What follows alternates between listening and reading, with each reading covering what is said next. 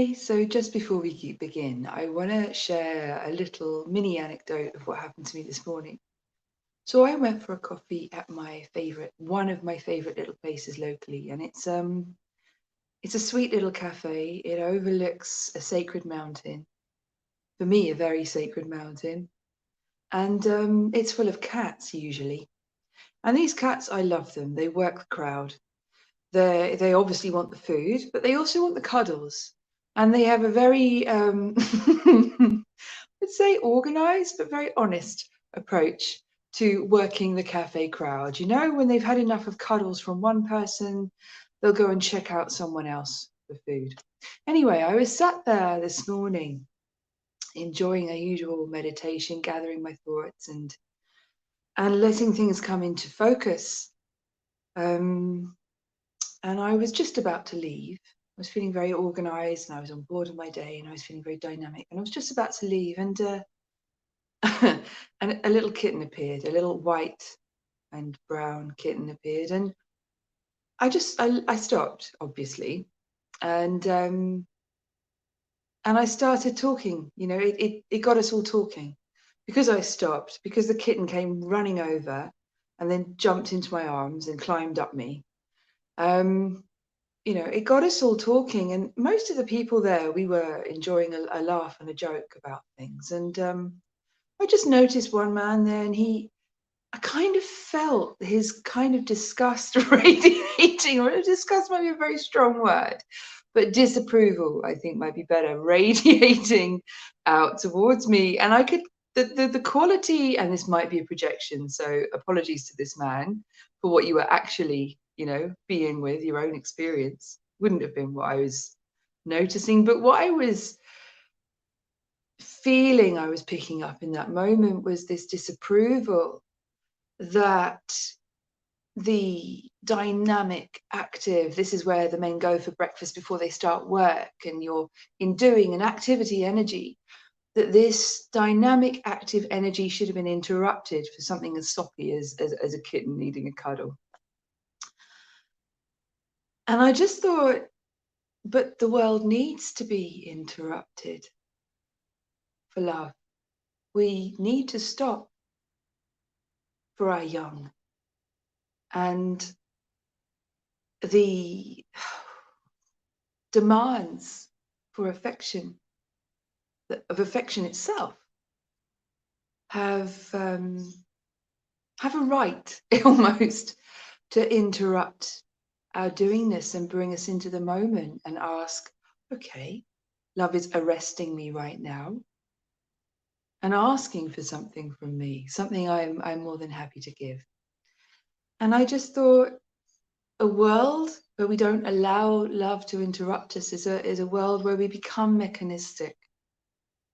And it was just a moment that passed, but it got me thinking about mechanics. And I thought, well, I'm really fond of mechanics, the mechanics of consciousness, the technology of energy. That's my arena. I work with guides who are always bringing through loving information about the technology of consciousness, the mechanics, the semantics, and the technology of consciousness, the consciousness we are. We're always talking about the blueprint and templates and the alchemy and the archetypes and fields of awareness and fields of energy and our interdimensionality and our interconnectivity and the laws and principles, universal laws and principles governing the behavior in the mechanics of consciousness. And yet, in all these laws, just because these laws are here doesn't mean we are mechanistic. And in all these laws, there are mechanics governing the mystery, those moments of the unexpected, the inquantifiable, the intangible, and the oceanic. There's mechanics to all of it, but just because there are mechanics doesn't mean we're mechanistic.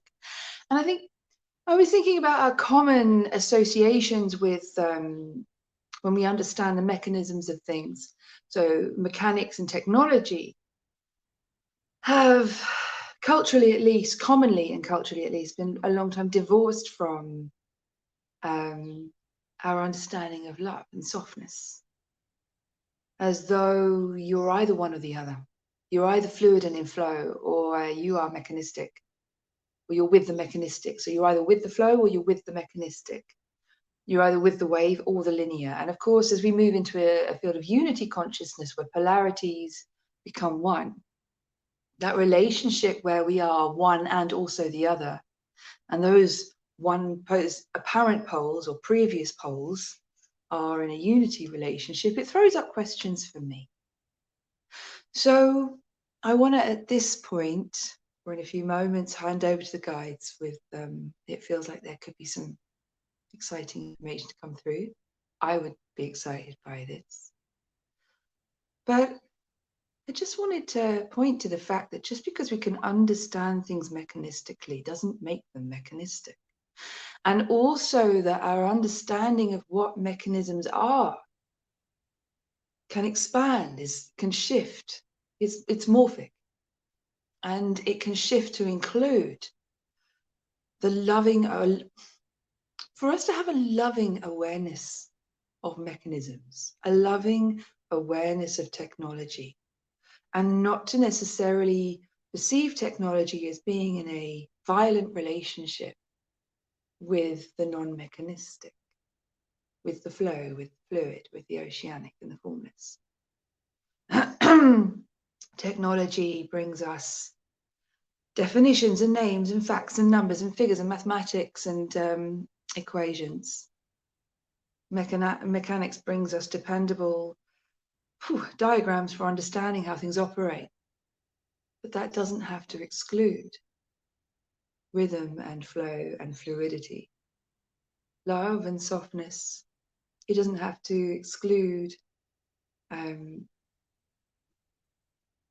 the inquantifiable and the mysterious, the unknown. So these are my focus for today and what I'm pointing to. So I'm just going to invite us to take a moment while I'm preparing, if you like, and bring the eyes of attention, close the eyes of attention, turn them around and drop them into our heart and center, where we can feel or be aware of how we feel in our body as a whole, the sensation of breath in the body, and notice those subtle feelings happening internally while there's an energy transmission and messages from the guides coming through.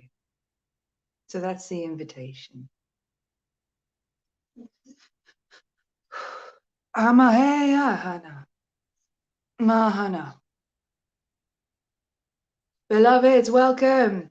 We are enthusiastic to speak on fields of loving awareness.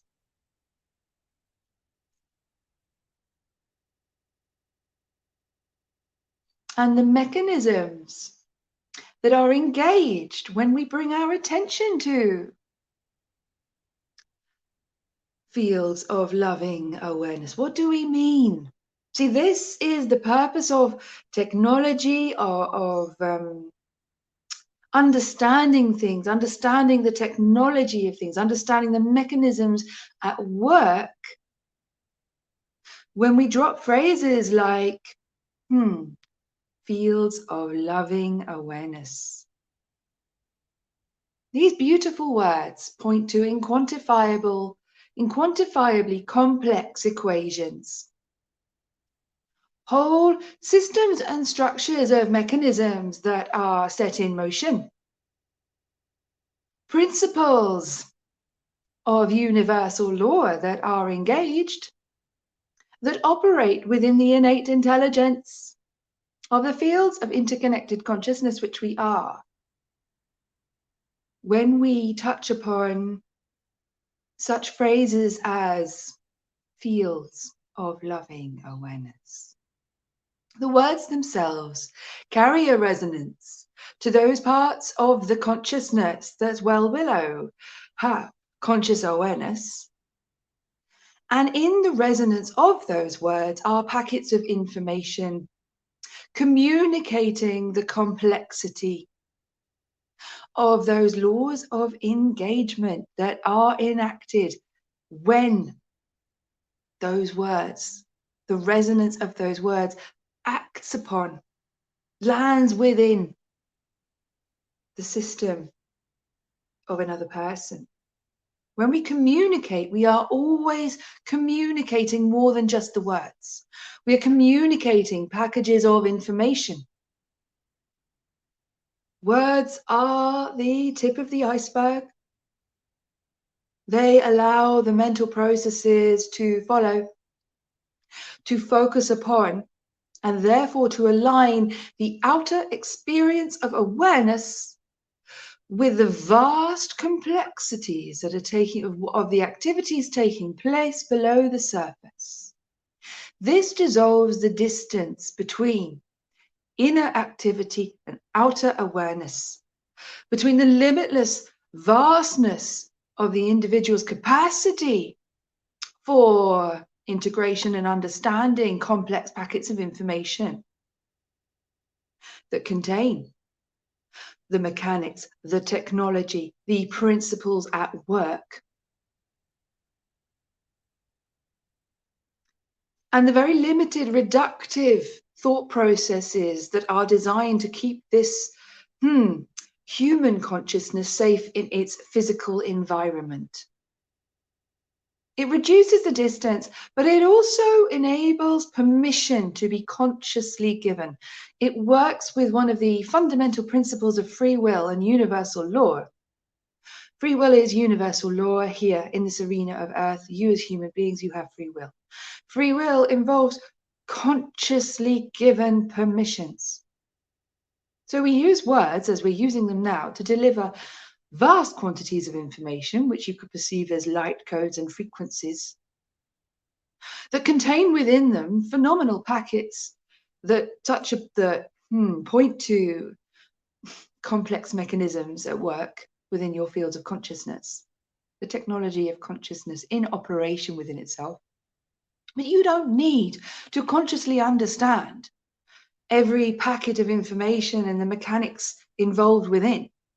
What we do when we channel is we invite you into your controller seat, the seat in the center of your earthship, your spaceship, your earthship, and your spaceship, and your divine self, your heart and center. We invite you to somatically register how you are feeling. For this is the basic control command center of you, where you can identify with discernment, make happy feel good, or make empty feel no like. Want more, want less, want more, want less, yes, no. Expansive, reductive. Enlightening, constrictive.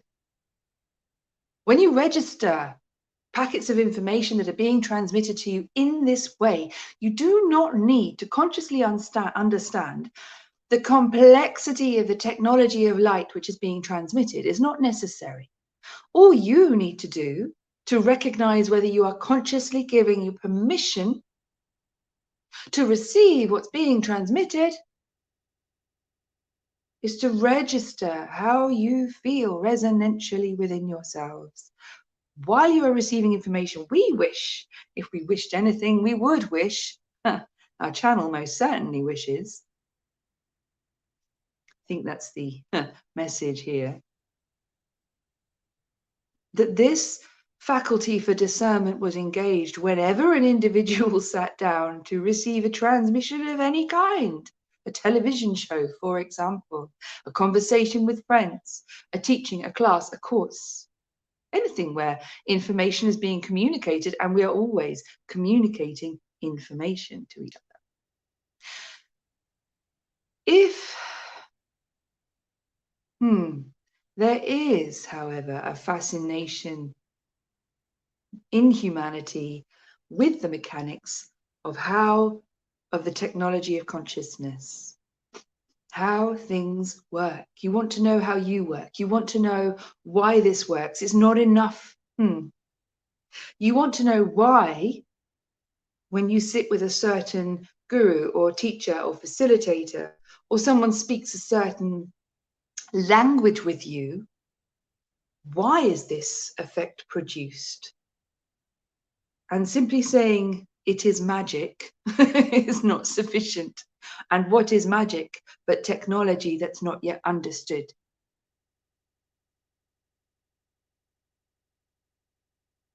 It's a word for the mysterious, and yet there is a technology to the mysterious.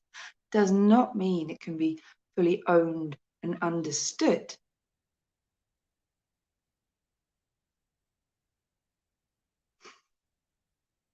So we invite you in this moment to be with the resonantial experience of being, to use your intention to bring your awareness, the focus of your attention into your heart and center, open to notice the sensation, the rhythm of breath in your body. There is a rhythm. There is a rhythm that does not correspond to the activity of oxygen filling the lungs. There is a rhythm of that, the activity of oxygen filling the lungs. But there is also another rhythm, a lift and drop that can be physically felt in the body. And we are inviting your attention to that, just to notice that.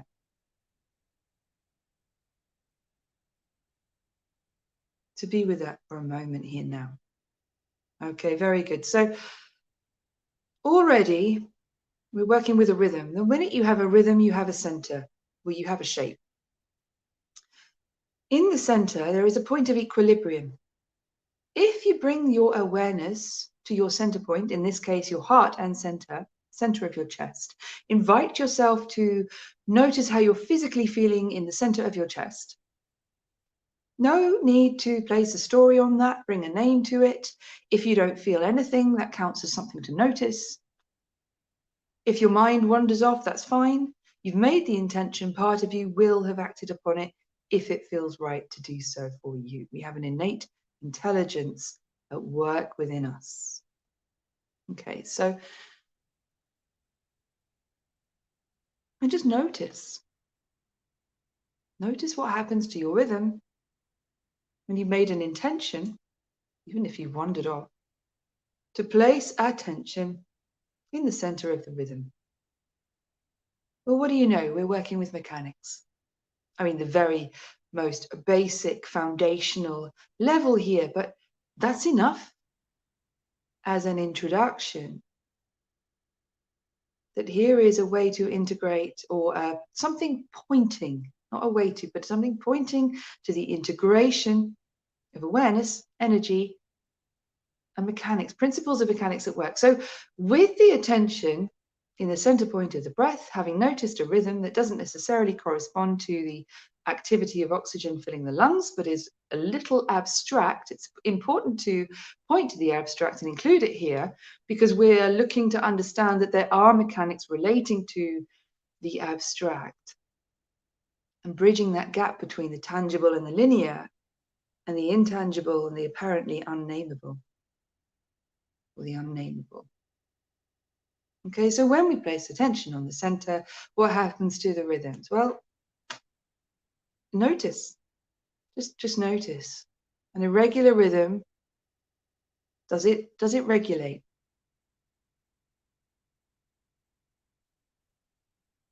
And if the answer is no, practice some more. There's lots of distractions to what we do with our attention and awareness. That's why people practice meditation. Meditation is all about where you place the focus of your attention. Well, a lot of this is. So where you place the focus of your attention, as we say again and again, that's where the seat of your experience will be. And there is a phenomenal power and potential for sovereignty, ownership, responsibility, and more conscious co-creation of one's reality when we consciously direct where we are placing our attention. When you recognize that when we place our attention in our heart and center, we are opening a gateway to experience. And we're opening a gateway to experience more than simply what meets the eye. We've already directed our attention inwards into an inner awareness, closing the outward facing eyes. We can bring in the outer and inner awareness. That has a relationship. at a later point. Right now, we're just working with inner awareness here. So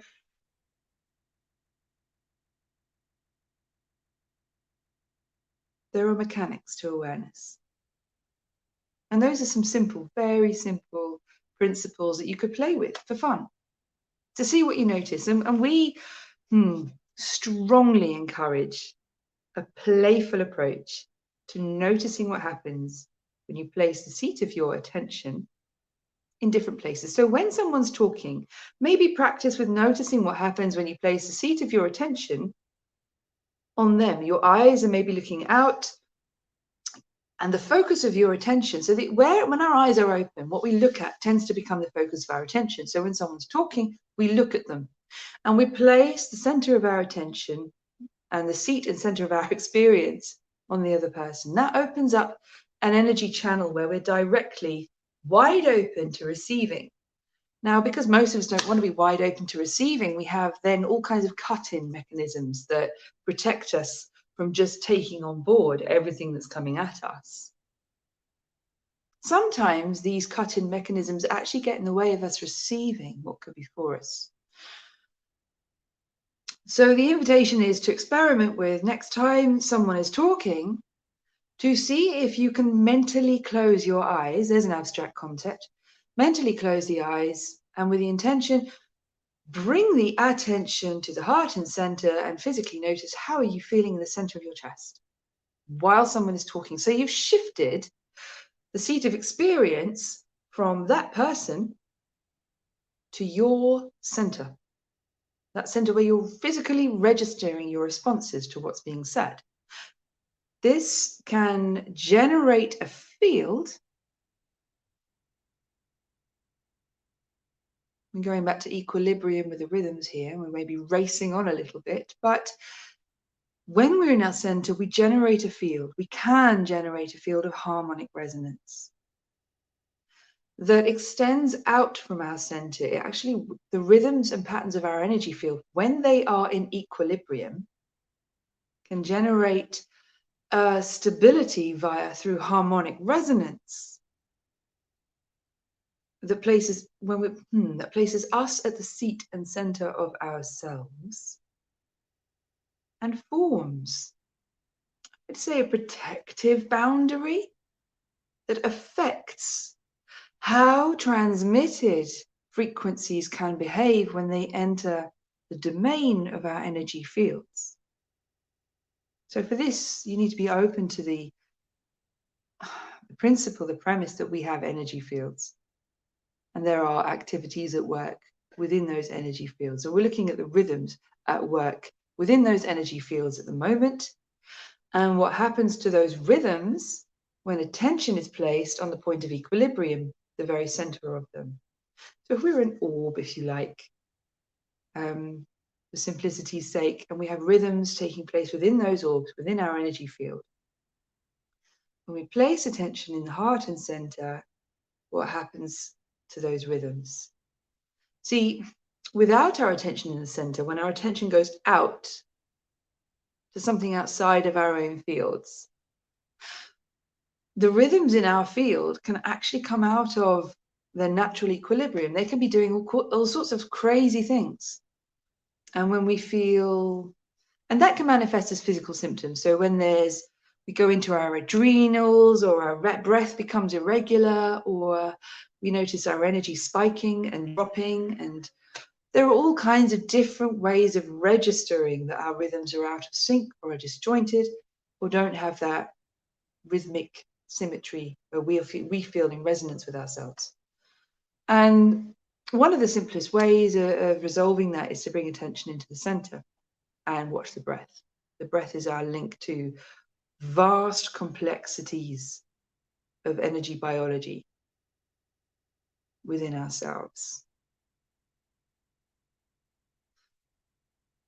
When we're in our heart and center and we're listening to others, and I'll expound this principle again and again, we generate a field of harmonic resonance.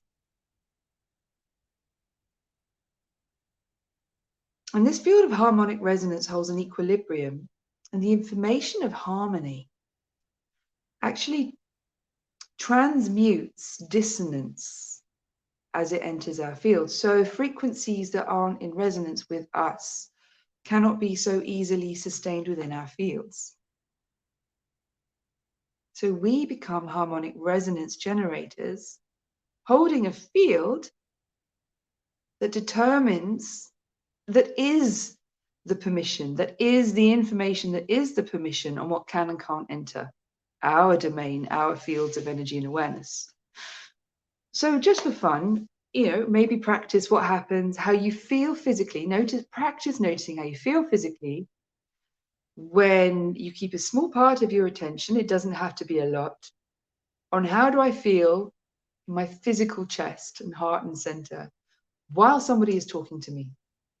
And what's the difference to how I feel when my attention is solely and fully on them, on the source of that. And it could be somebody talking, it could be a television show, it could be music and sound. Anything where we can register or recognize there is a transmission. All right, so there's something to practice for fun if you feel to. Now, in this moment, we can practice it now. There's going to be an energy transmission any moment now. And you may or may not notice this. Sometimes you have to be quite finely attuned to feel these things, but not always. There's no law about that.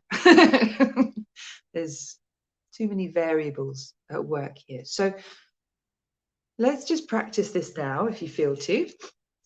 The inspiration takes you. And letting go of any expectation to feel a thing, for there to be anything to feel, anything to notice. Just making the intention to notice the sensation of breath in the body from the still point in the center.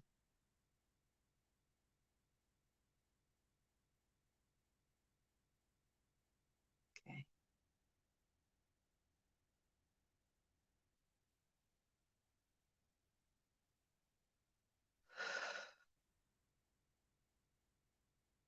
Give me some silence while we stay with this.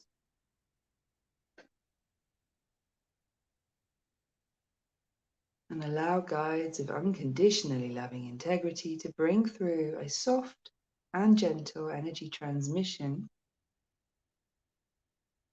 here and now. And you may not want to receive it. You may know straight away you need to switch off now. Whatever it is you feel, always trust that. Whatever it is, it feels right for you. You may feel yes, in which case we would suggest trust that. There we go. Nahaya. Anamahaya. So everything is frequency. Sound is frequency. Everything is transmission, nearly. Mahanaya hata.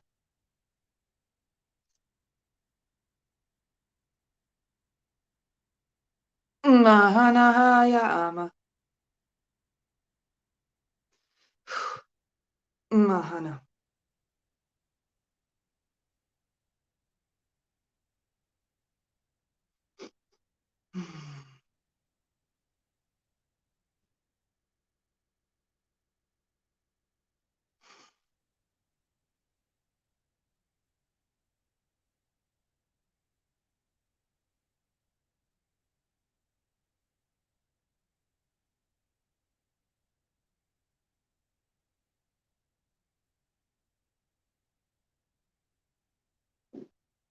Maya. Very short. Okay. So perhaps you notice nothing but the rhythm of your own breath. I would suggest there is a value to that. Even if sitting for that for 2 minutes and getting nothing else, I would say that's precious. Certainly is for me when I spend 2 minutes doing that. Maybe you noticed other things. Maybe you don't understand or can't name what you noticed, or maybe you noticed that you didn't notice anything. Whatever it was just a moment to have a little bit of fun practicing that principle we were speaking of while a very gentle energy transmission was coming through. All right, so we're going to release our channel back to herself now and bid you adieu and thank you for the fun of coming to sit with you. We always come with the intention to bring that which can support upliftment, expansion, activation, enlightenment, remembering. Essentially, though, what we really support is the opening of the access that each and every one of you has within you to your infinite remembering who you are, why you're here, where you come from, and what's now for you, uniquely you. Maha. Shamahayana hata. Mahata. Haya. We are the Lyrans from the systems of Sirius, and we bring you love.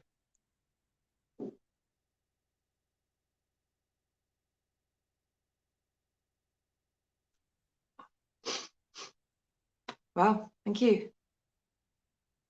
Thank you, guides. Thank you, you. And I hope you have a beautiful day or night, whatever you're up to now. But thanks for sitting with this. It's a joy. I'm signing off here, and I just don't know if I'm ready to. So before I go, I'm just going to check, is there anything else? Feels like there might be. Yeah, all right. Being a bit premature there.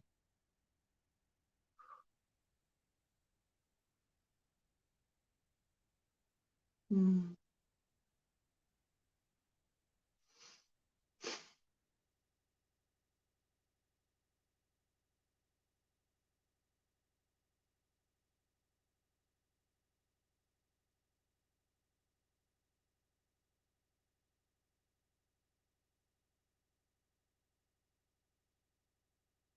Thank you.